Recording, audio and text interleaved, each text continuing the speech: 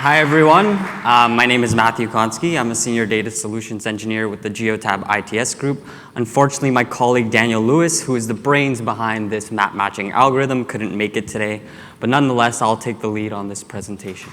So today I want to talk to you about map matching at scale with Google BigQuery and an application in intelligent transportation systems. So I want to start by setting the stage and talk about what is map matching. So it's pretty simple. It's taking raw GPS points, as you see here, and effectively aligning them into a sequence of road traversals within a road network, or a base map, per se. Now, it's pretty simple, yes, but why do we map match? Effectively, map matching gives GPS data points more context. It can help you identify when vehicles are on or off the road network. It can help you identify the true direction of travel of a vehicle or an object. It can help calculate road traversal distances, not just point-to-point distances. And finally, it has the ability to layer features that are inherent to your base map of choice. So things such as road type. Is it residential or a highway? Is it, in a rural area or urban? Or is it in a construction zone? Things such as the number of lanes. And then all of these things together, what they really do is they unlock the potential for many, many telematics and ITS applications. And actually, as you've heard today, and now as you'll continue to hear, many applications beyond that. So the next thing you're thinking is, map matching, it's an age-old problem. It's already been solved and it has solutions. And that's correct. Map matching alone is not really that difficult. However, when you start to factor in the fact that data is bigger, faster, and more complex than ever, and then you add in business and budgetary constraints for your particular business, or in our case, our particular business, the solution set starts to become smaller. And map matching, we need a solution that is both scalable and economically feasible and meets our customer needs. So to give you a little bit of an idea of the scale of data that we're talking about, I want to introduce Geotab ITS. Now, Geotab is a telematics provider which gathers data from a wide variety of customers that have fleets around the world. Geotab ITS, however, provides transportation insights with the largest source coming from Geotab of aggregate commercial fleet and freight data. So we have about 4 million connected vehicles doing 26 million trips and 190 million miles traveled per day. Now, what that amounts to is 75 billion raw data records per day that we're processing. Now, not only is that data big, it's continuing to grow. We see year-over-year growth, and we anticipate that that data is just going to get bigger and bigger. The other aspect is we gather our data from what we call a Go device. This is a Geotab device in which we control the firmware, and we control the quality and the ping frequency, and we control the input, our data inputs. However, as we've grown and as we've scaled, we started to include things like third-party and OEM. And in these cases, we have less control over the inputs. What that means is now we have data coming in from various sources with various frequencies, with various quality, and it's starting to get more and more complex. Now, to add the cherry on the cake, customer standards are higher than ever. Just to give you an idea of some of the Geotab SLAs, providing data in a timely manner is extremely important so that they can take actionable insight. They can take insights and make actionable decisions quickly. Ensuring the consistent reliability of the data, meaning that the data is going to be there day in, day out, week after week. And finally, ensuring the accuracy of the data, making sure that what they're seeing on their screen is what's actually happening. So what this means is our solution needs to, 1, be scalable to arbitrarily many data points. It needs to account for varying levels of data input, quality, consistency. It needs to be tunable for both accuracy and speed. This is something that we help to meet customer SLAs. It needs to be fault tolerant, robust, and stable, as any model or algorithm should be.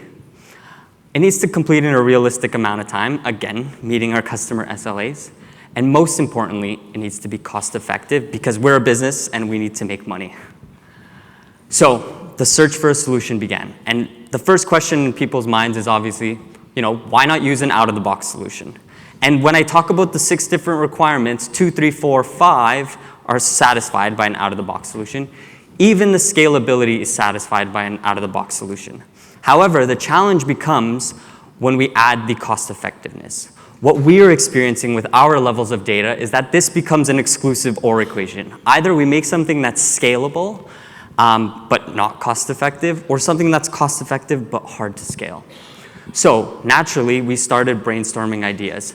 And what better way to brainstorm than to review what's already out there? So we did some literature reviews, starting with the state-of-the-art Viterbi algorithm, and then looking at a lot of different papers that were built upon that one, and we ranked them in an order of scalability to sophistication. Now, these sort of go hand in hand. Something that's more scalable is usually simpler, and something that is a lot more complex is usually less scalable. We continued to brainstorm ideas, and we had some pretty wild ideas, such as dynamic time warping or using an RNN network, and then some as simple as just using Dijkstra's shortest path.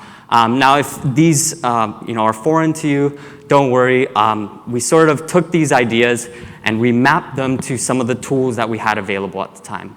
Now, anything that was built in Python, so Dataflow or Dataproc, didn't really make sense from a cost perspective, so those no longer were feasible. In addition, the SQL, the Viterbi and the Dijkstra algorithms weren't tunable to the level that we wanted, so again, those ones fell out. So finally, what we were left with was the tool of BigQuery and the motivation to develop something on our own. So I want to introduce you the SnapToRoad algorithm.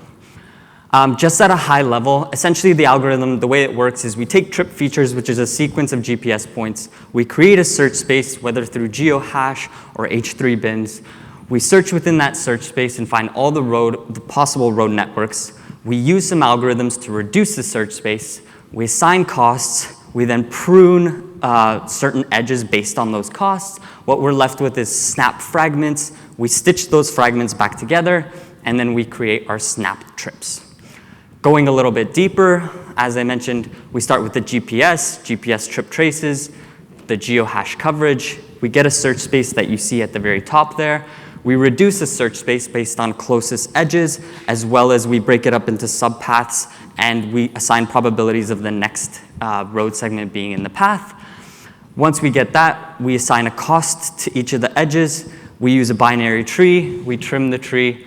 We get the final snap fragments, we re-index them, and then we snap it to a trip. Now, I said a lot there, so I want to show you guys a little video. So here's what it looks like. These are the GPS points. We get the hash coverage. We get all potential segments in there, and then we start assigning costs. And you see in the red, those are the ones that have higher costs, and they start to get trimmed. And with each iteration, and I believe in this one there were 6 iterations, you see it result in that final edge segment. Now, when we talk about model performance, the 2 things we're mainly looking at, one is the percentage of coverage that we're getting, so how many GPS points are getting snapped to an edge, as well as the completeness of those trips, so how many of them are full traversals, how many breaks in a trip do we have, and that's how we assess the performance on the actual output of the model. We also assess performance in terms of some of our SLAs, like runtime, making sure our customers get it in a timely manner, as well as the processing and computational slots, so the cost that it would require us. So as a final assessment, we built a solution that is, 1, scalable and proportional to our input data. We've seen as data grows, our model tends to perform very similarly with growing data. It's input agnostic, data input agnostic. The parameters can be directly tuned for accuracy and speed, again, to our customers' SLAs. We use GBQ and Airflow for the fault tolerance and stability. It completes end-to-end within 1 day, which is very timely for our customers. And finally, the cost is in the thousands rather than the tens or the hundreds of thousands.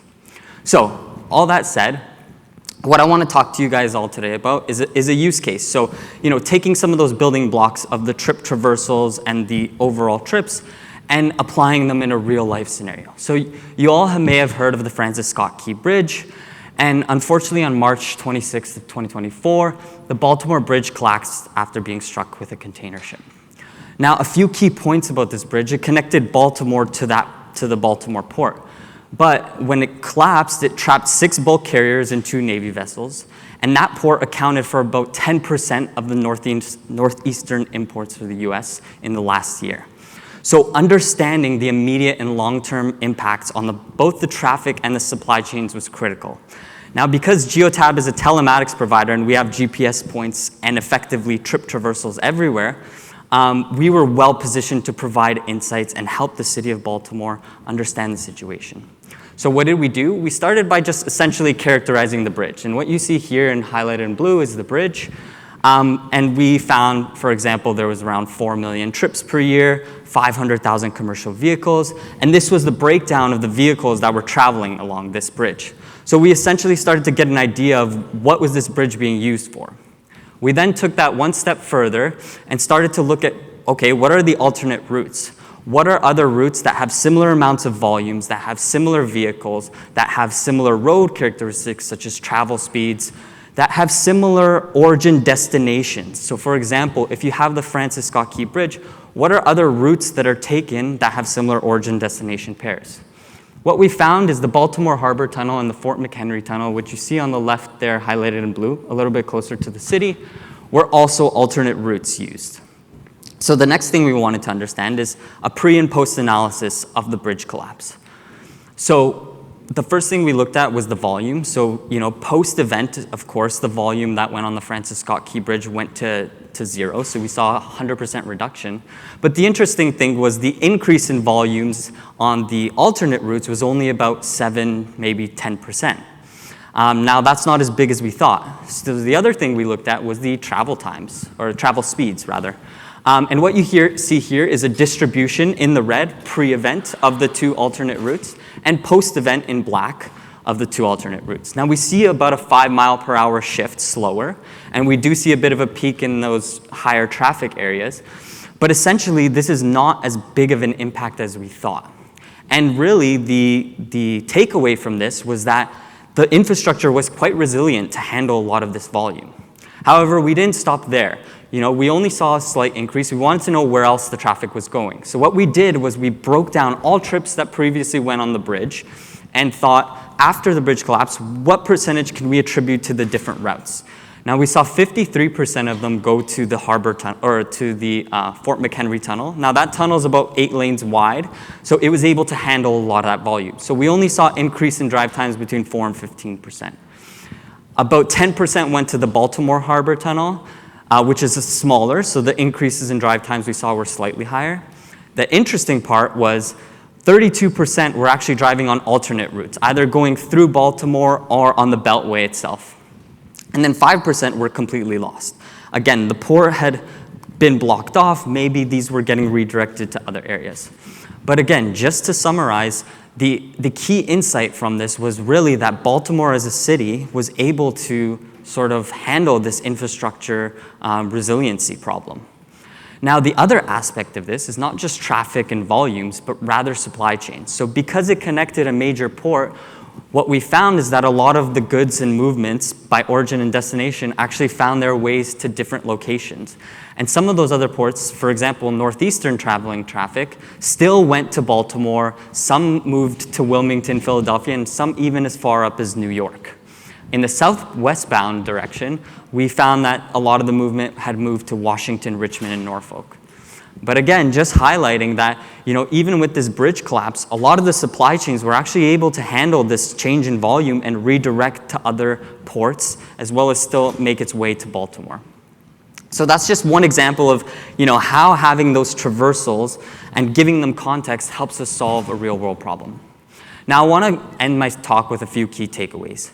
One is unique constraints, such as we had for our map matching algorithm, drive unique solutions. So in some cases, out of the box doesn't work, and you need to use the tools available to you to develop something that works for you in your business. The other thing, conversely, is to keep things simple. Sometimes developing custom solutions makes sense, but you also want to keep it simple where possible. We developed everything in BigQuery because it's easy to iterate on and it's easy to improve. We've made improvements such as things like U-turn detection and tunnel detection as well.